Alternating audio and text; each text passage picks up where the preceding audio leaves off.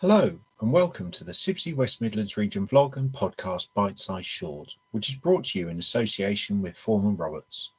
Today's episode is on energy and sustainability and is all about top tips in designing buildings for a net zero carbon world.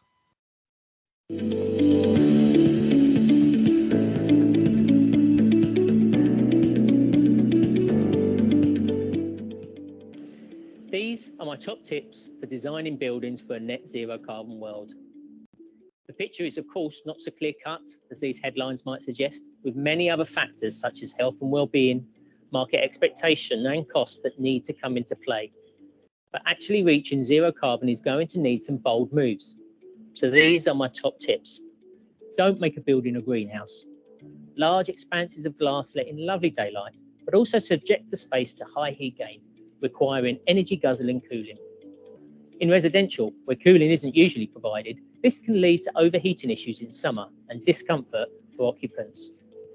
This glass also has low thermal insulation properties, which lets out the heat in winter, increasing heating demand and can also lead to issues of cold downdrafts. There is of course a balance, since access to natural light is so important to our well-being. But if we're going to get serious on reaching zero carbon goals, we need to think more carefully about our love of glass buildings. Orientation. Really consider building orientation. Get a building form that responds to the microclimate around it, not just fills the site to its maximum potential. Base your glazing ratios on that orientation to get the daylight in the right places, whilst keeping that heat gain out. Like our offices here at Foreman Roberts, use natural ventilation or mixed mode systems where possible.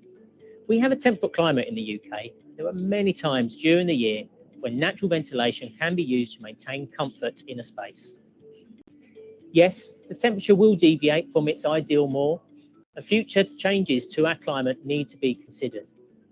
But for zero carbon targets to be met, we must start designing out, or at least reducing the amount of cooling and mechanical ventilation provided to buildings. It's interesting that it's taken a global pandemic to really show the importance of fresh air and the additional benefits of opening a window. Reuse.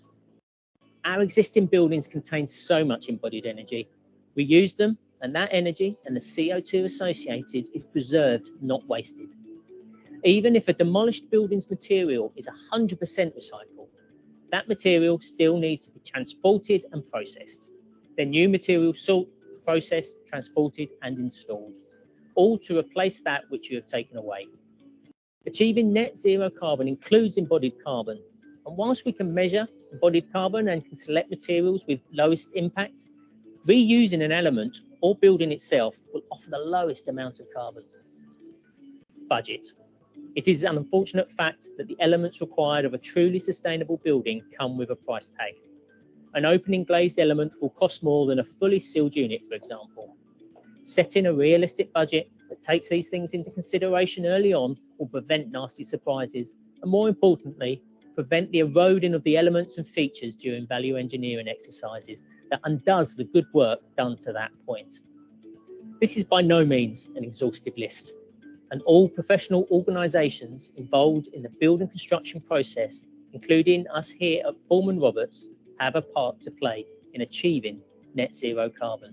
To find out how we're doing our bit to support a net zero carbon world, head to foremanroberts.com.